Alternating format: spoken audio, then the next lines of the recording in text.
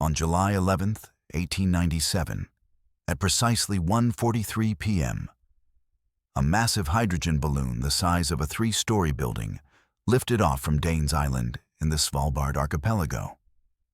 Inside its wicker basket sat 3 men: 42-year-old engineer Salomon August Andrée, 24-year-old physicist and photographer Nils Strindberg, and 27-year-old engineer Knut Frænkel.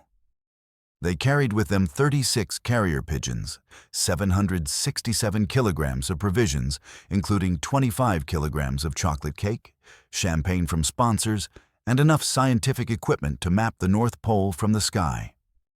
They intended to become the first humans to reach the North Pole by air, a feat that would cement Sweden's place among the great polar exploring nations.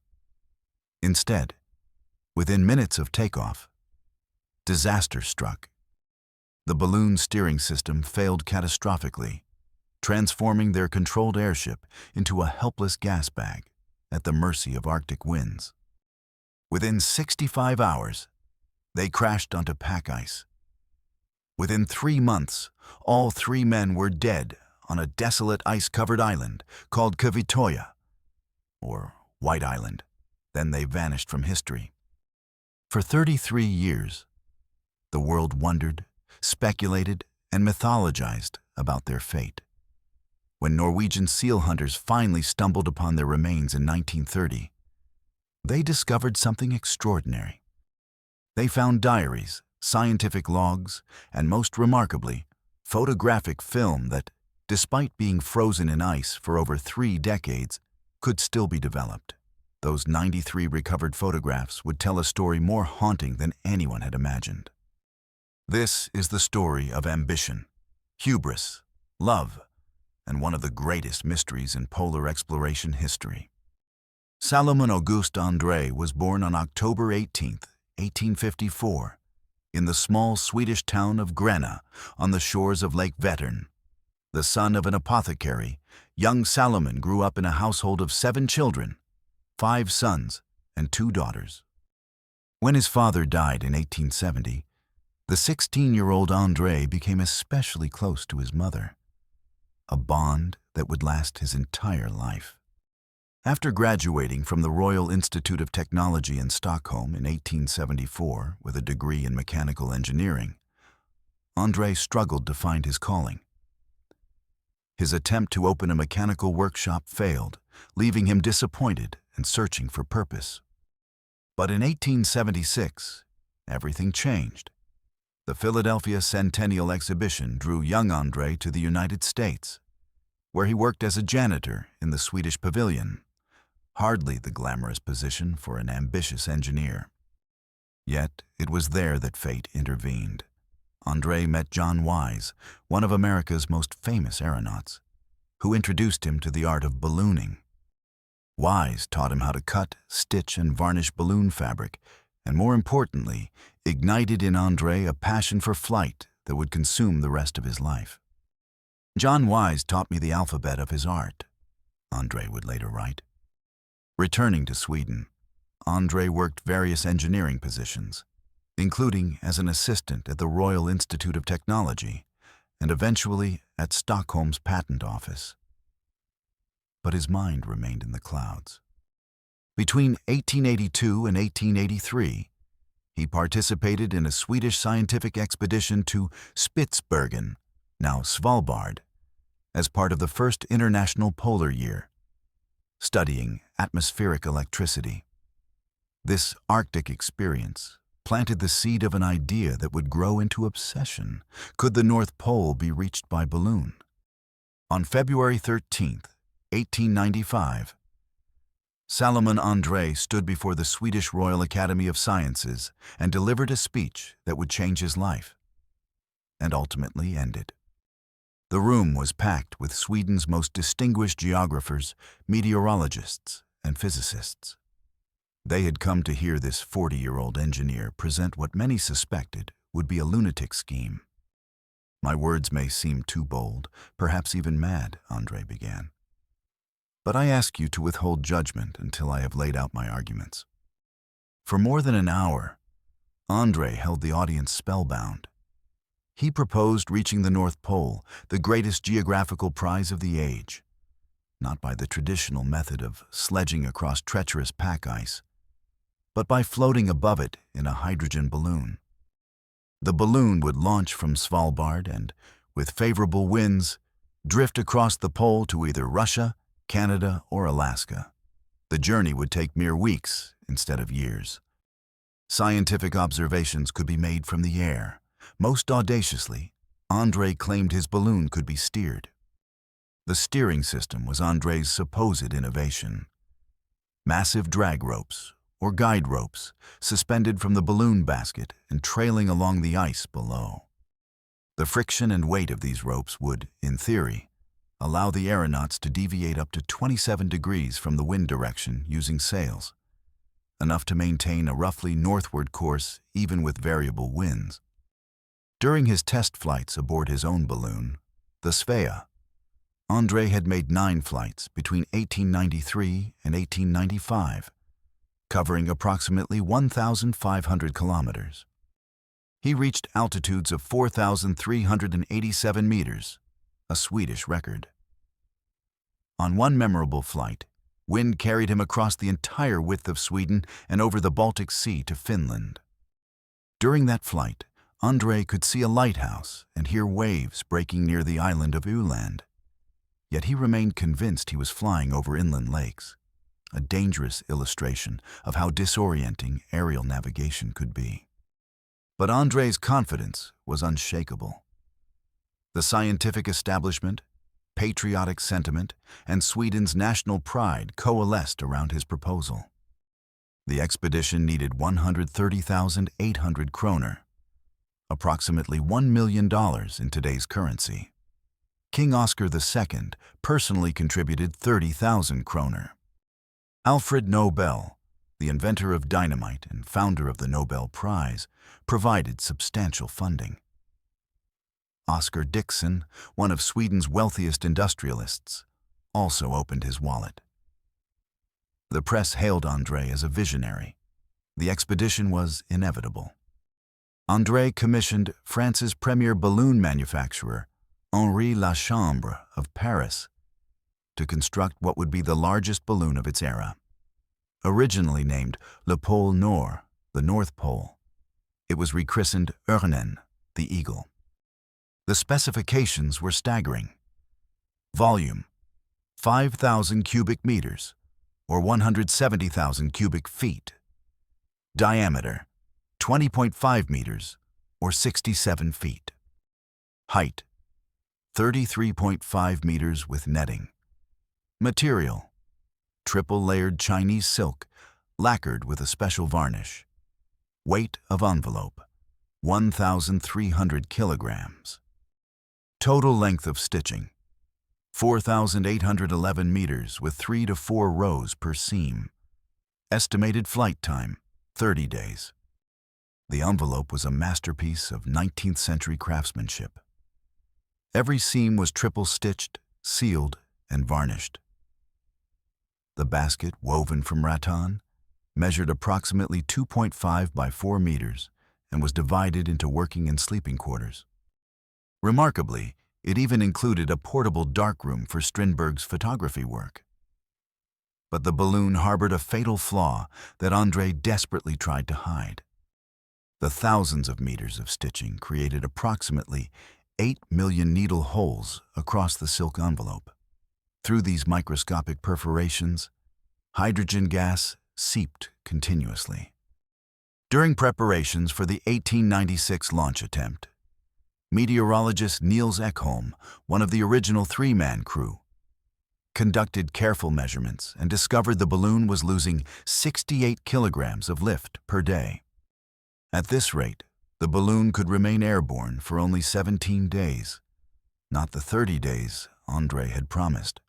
When Ekholm confronted Andrée with this data, the expedition leader dismissed his concerns. Ekholm then learned something more troubling. Andrée had secretly been ordering the hydrogen generator crew to top up the balloon at night, giving the false impression that hydrogen loss was minimal. This isn't just dangerous. Ekholm reportedly said. This is suicide. Ekholm refused to participate in the 1897 attempt. The press and public largely sided with Andrée, dismissing Ekholm as cowardly. Andrée quickly recruited a replacement, Knut Frænkel, a 27-year-old civil engineer and athletic outdoorsman who trusted Andrée completely and asked few questions. While preparations continued, one member of the expedition carried a private burden that made the journey even more poignant. Nils Strindberg, a cousin of the famous Swedish playwright August Strindberg, had met and fallen in love with Anna Charlier. She was a 25-year-old governess and piano teacher in Stockholm. On October 26, 1896, just 8 months before the scheduled launch, Nils and Anna became engaged. They planned to marry upon his return in 1898, but first, Nils had a promise to keep to Andrée and to his country. Throughout the expedition, Nils carried Anna's photograph and wrote her letters in shorthand, documenting his experiences and emotions. From their ice camp on July 21, 1897, he wrote, "Dearest Anna, I have written you so many letters that I have lost count. If you only knew how I think of you every day, every hour. When we walked across the ice and I was in pain, I looked at your portrait and the pain went away. I believe we will meet again. Farewell, my beloved. Your Nils." Nils also carried with him an aluminum cylinder containing a farewell letter meant to be dropped overboard immediately after takeoff, so Anna would know the expedition had successfully launched. In the chaos and nerve-wracking moments of the departure, Nils forgot to drop it. Later, flying over Fuglsangen Island, he released the cylinder. The letter has never been found? In 2024 to 2025, researchers analyzing the balloon's trajectory proposed a new theory. The cylinder may have fallen on the neighboring island of Klofningen instead, where no one has ever searched for it. The lost letter remains one of the expedition's many mysteries. After the aborted 1896 attempt, the expedition returned to Danes Island in summer 1897 with renewed determination. The balloon hangar had survived the winter storms intact. By early July, weather conditions remained frustratingly uncooperative. Northerly winds continued to blow toward the hangar, making launch impossible. Then, on July 11th, the wind shifted to the south and southwest. In the early afternoon, Andrée gathered Strindberg and Frænkel for a final conference. According to accounts, he asked them a simple question: "Well, shall we try or not?" Strindberg answered first, "I think we must try." Frænkel hesitated, then agreed, "Yes, we must attempt it." At 1:43 p.m., with spectators watching from the shore, the last restraining ropes were cut. The Eagle began to rise, and immediately everything went wrong. As the massive balloon lifted, the 3 main drag ropes, each weighing hundreds of kilograms, began scraping across the rocky beach. Within seconds, the attachment mechanisms twisted and failed. The ropes detached and fell away. Simultaneously, a downdraft pushed the basket toward the water. "Vad var det?" Andrée shouted in Swedish. What was that? The basket briefly touched the water surface of a nearby lake before the crew frantically threw sand ballast overboard to gain altitude.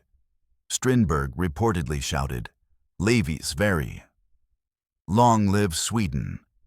a cry that was part patriotic declaration, part prayer.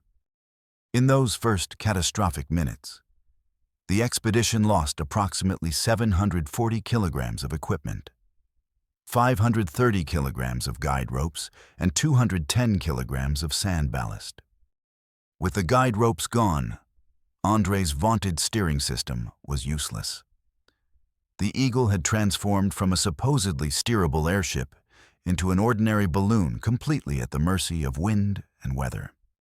The three men were now passengers on a journey with no control over their destination. Despite the disastrous start, Andrée maintained an optimistic public facade. A few hours after launch, the crew dropped a cork-insulated metal buoy containing a message. Our journey progresses well. We are sailing at an altitude of about 250 meters. First north 10 degrees east, later north 45 degrees east. Weather magnificent. All well on board, Andrée. The true situation, as recorded in Andrée's actual diary, was far grimmer. The balloon envelope was soaking wet from rain and fog. The hydrogen-laden fabric created an incessant dripping sound that tormented the crew. The balloon repeatedly lost altitude, forcing them to dump precious ballast to avoid crashing onto the ice. "We've already lost nearly half our planned weight," Andrée wrote privately. On July 13th, 2 days into the flight, the crew released one of their 36 carrier pigeons. The bird carried an aluminum leg cylinder with a message. 82 degrees north, 15 degrees 5 minutes east. Good journey toward the east, 10 degrees south, all well on board. This is the third message sent by pigeon, Andrée. The pigeon flew to a Norwegian sealing vessel called Alken, but the captain, who knew nothing about the expedition, mistook the bird for a ptarmigan and shot it. Only afterward did someone notice the metal cylinder attached to its leg. This single pigeon message was the last confirmed communication the world would receive from the expedition for 33 years. What Andrée had promised would be a comfortable multi-week aerial cruise devolved into a nightmare. The waterlogged balloon envelope became so heavy that the Eagle began repeatedly bumping and scraping across the pack ice. The crew could hear the sickening sound of ice scraping against the basket and fabric. "We are blind, completely blind," Andrée wrote during one fog-enshrouded passage. The balloon was now more sledge than aircraft, dragging across the jagged ice surface. None of the three men slept for 65 consecutive hours, terrified that a collision with a pressure ridge or jagged ice formation would tear the balloon apart. Finally, on July 14th at 8:11 UTC, after just 10 hours, 29 minutes of actual flight and 41 hours of dragging across ice, Andrée ordered the hydrogen valves opened. At coordinates 82 degrees 56 minutes north, 29 degrees 52 minutes east, the Eagle made its final landing. "We jumped out of the balloon," Andrée recorded, using language that made the gentle descent sound more dramatic than it was. They had traveled approximately 600 kilometers from their starting point, barely 1/4 of the distance to the North Pole. Strindberg's first words upon landing: "Where's the camera? I must photograph this." Even in catastrophe, the young physicist remained committed to his scientific duties. Over the next week, he would create one of the most famous photographic panoramas in exploration history. 12 separate images that, when assembled, showed the crash site, the deflated balloon, and his two companions standing amid the wreckage. The three men now faced a dilemma. They stood on drifting pack ice somewhere north of 82 degrees latitude with no hope of rescue. They had two options: attempt to reach the 7 islands to the southwest where they believed emergency supply depots existed, or aim for Cape Flora on Franz Josef Land to the southeast, where a British expedition had reportedly left substantial provisions. Their maps were outdated and inaccurate. They chose the longer route to Cape Flora, a decision that sealed their fate. The expedition had been prepared for aerial scientific observation, not Arctic survival. Their clothing consisted of wool coats and trousers, no furs, no indigenous Arctic gear. Their leather boots absorbed water and froze solid. Their wooden sledges, designed by Andrée himself, were rigid and completely unsuited for crossing pressure ridges and broken ice. Each sledge carried over 200 kilograms of equipment. They began walking on July 22nd. The pack ice itself betrayed them. While they struggled southward, the ice they stood on was drifting north and east with ocean currents, partially negating their progress. After 2 weeks of exhausting labor, they realized they'd gained almost no ground toward safety. Yet Andrée's diary contains occasional moments of strange joy. On one August day, he wrote, "Paradise, large, even ice floes with pools of fresh drinking water, and here and there, a young, tender polar bear." The bears became both salvation and possibly doom. The crew shot multiple bears and seals for food. Strindberg photographed them with their kills. They ate the meat partially cooked or sometimes raw when fuel was scarce. If the trichinosis theory of their deaths is correct, these meals were lethal time bombs. By August 4th, recognizing the futility of their southeast march, they changed course toward the southwest and the Seven Islands. But northwesterly winds arose, once again pushing the ice, and them backward. On September 12th, after more than 7 weeks of marching, they admitted defeat. They would winter on the ice floe, building a shelter from snow, ice, and salvaged balloon silk. Strindberg, despite his youth, proved to be an ingenious engineer. He designed a snow shelter with insulated walls and a primitive ventilation system. For a few weeks in September, spirits lifted.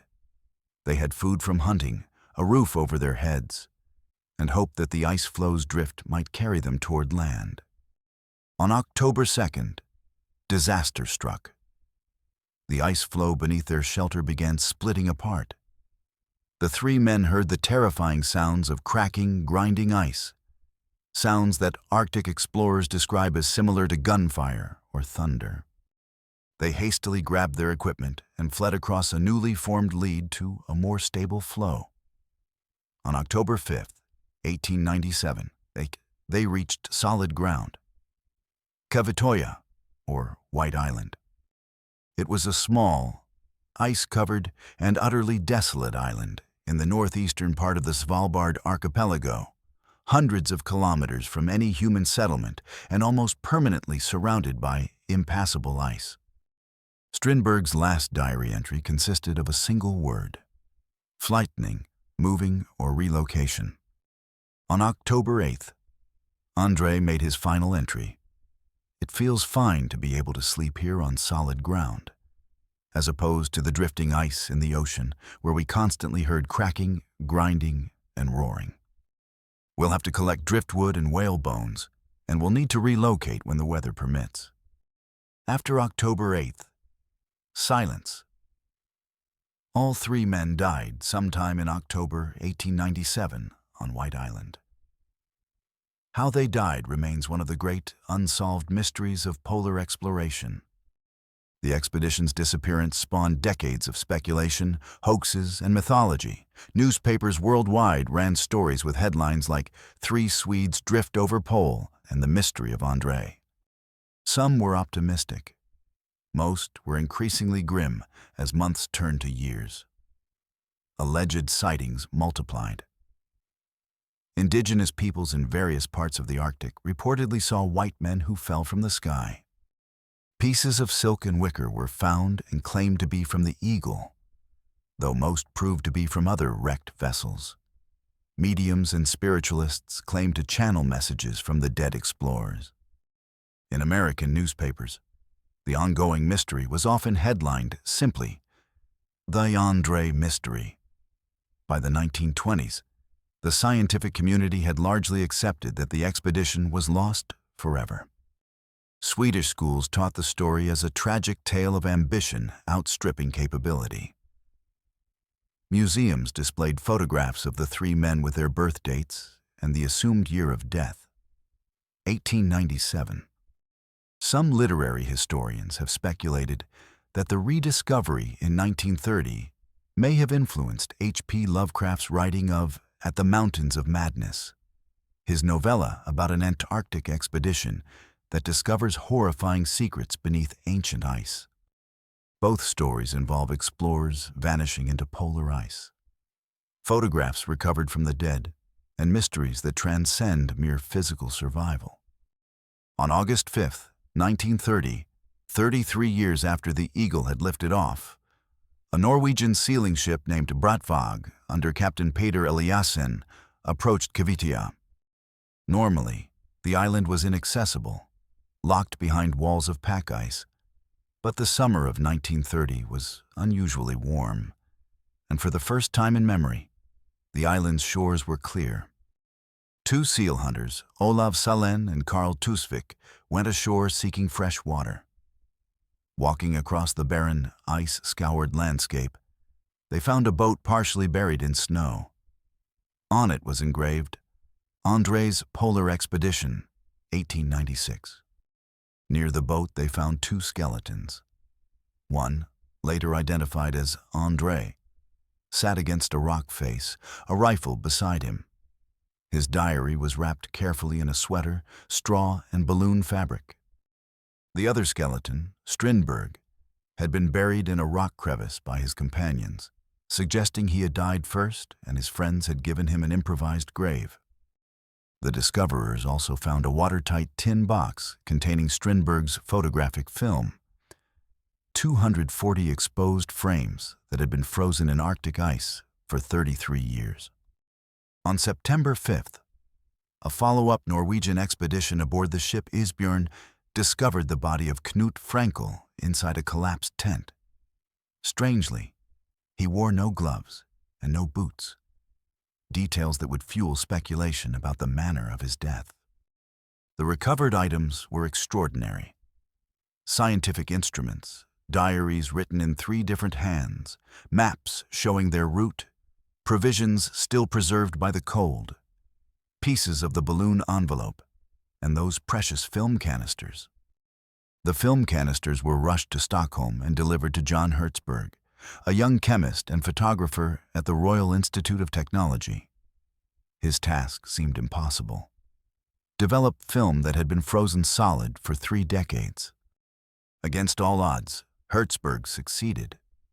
Of 240 exposed frames, he managed to save 93 images in viewable condition.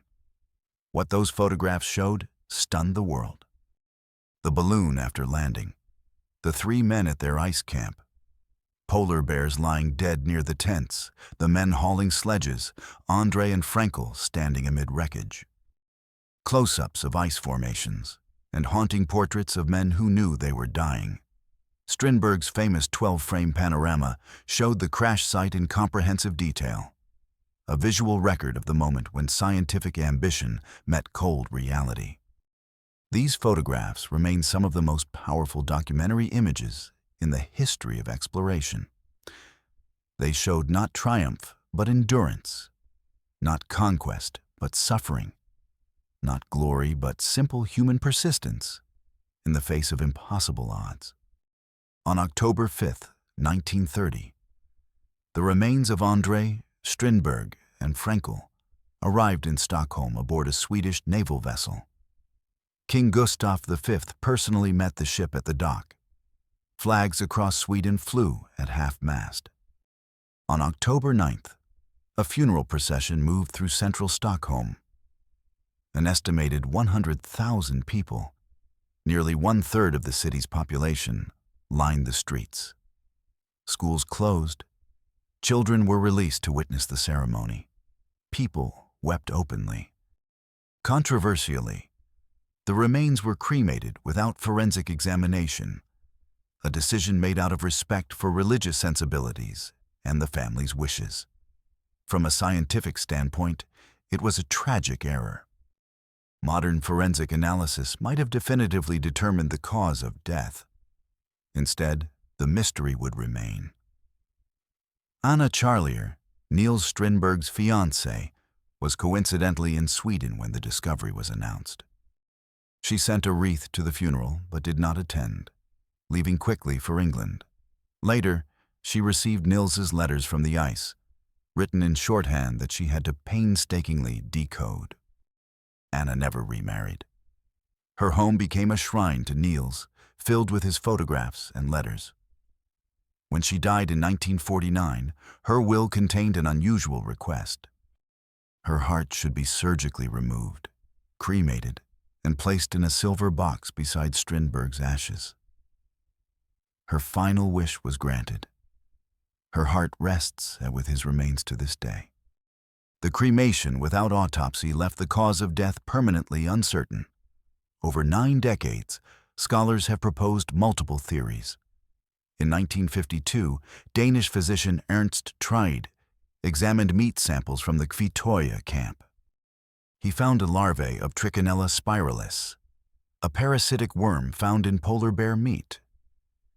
If consumed in undercooked or raw meat, trichinosis causes muscle pain, fever, swelling, and, in severe cases, death.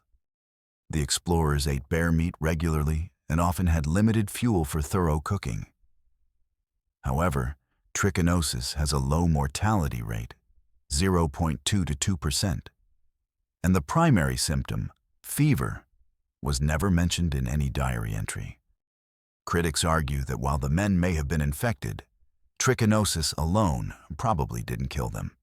In the 2000s, medical historian Bea Usma from the Karolinska Institute examined preserved remnants of Strindberg's clothing. She found what appeared to be claw marks and tears consistent with a bear attack. Her controversial theory: a polar bear attacked Strindberg, killing or mortally wounding him. Frænkel was injured trying to help. Andrée, left alone with 2 dying or dead companions, took a lethal dose of morphine. Nearly empty morphine bottles were found near his body. This theory explains why Frænkel was found without boots or gloves, and why Strindberg was buried by his companions, while Andrée and Frænkel were not.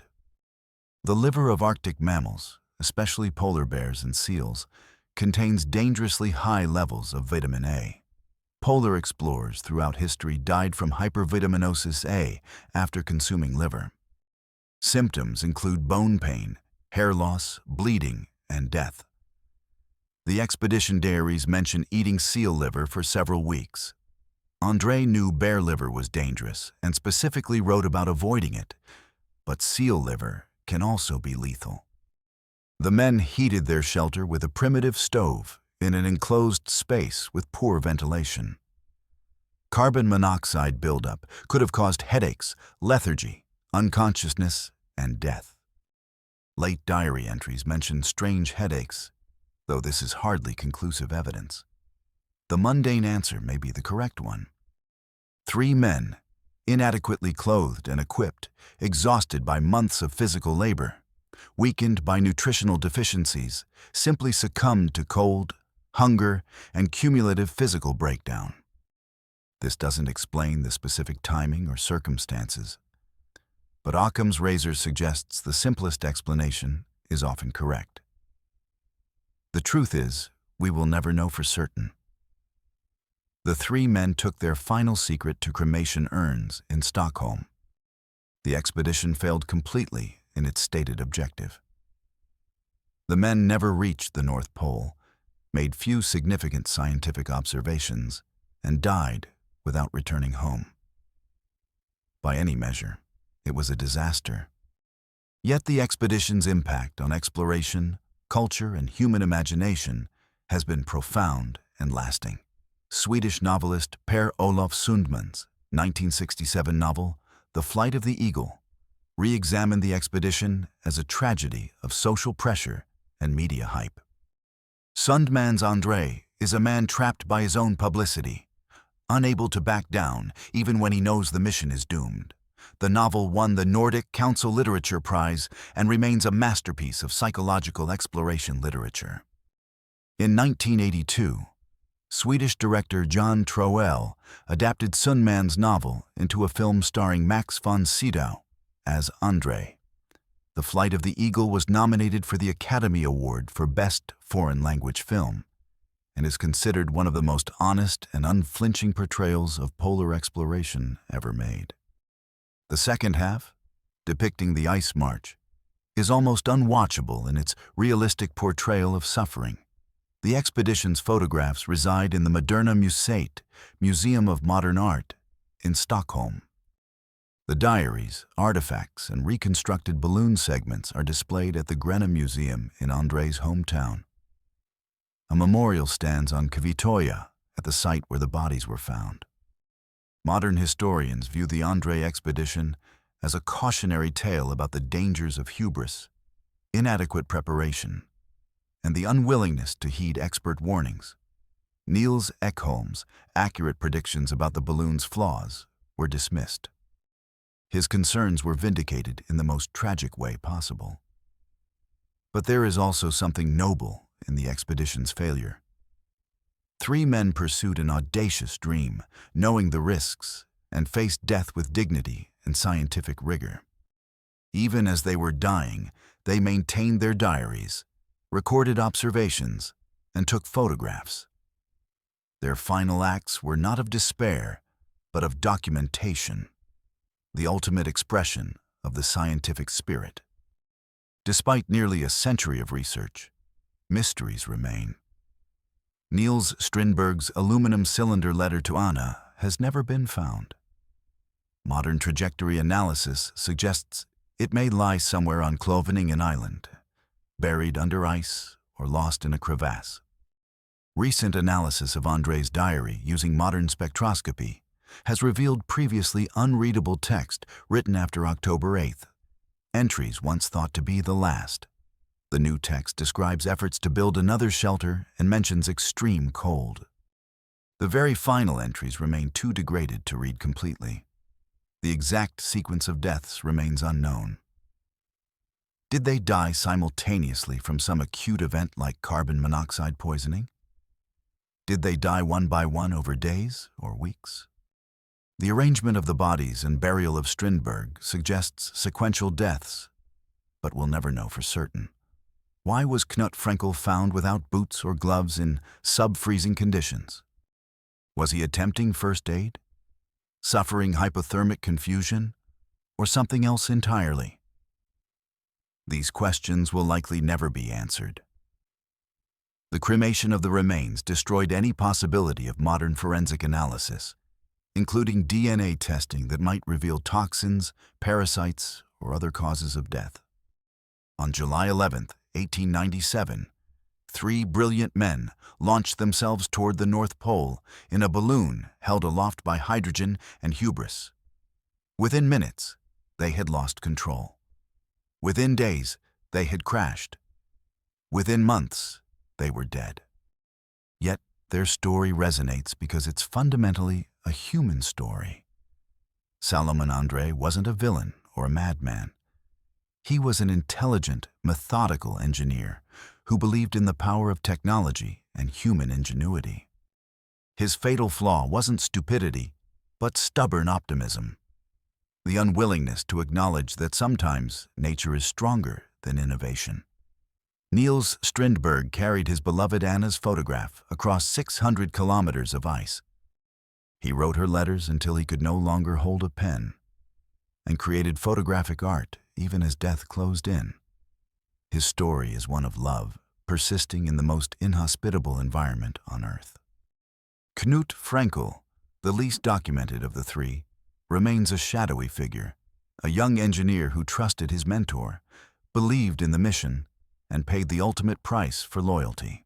In Andrée's final legible diary entry, he wrote, "We undertook this journey voluntarily. No one forced us." Those words stand as the expedition's epitaph. They chose ambition over safety, glory over caution, dreams over survival. The choice killed them, but it also immortalized them. Today, White Island remains one of the most remote and rarely visited places in the Arctic. The memorial cairn stands alone against the ice. Occasionally, expedition cruise ships pass near enough for passengers to glimpse the desolate shore through binoculars. The 3 men rest in Stockholm, their ashes mingled with those of countless other Swedes in the city's cemeteries. But their spirits remain forever on the ice.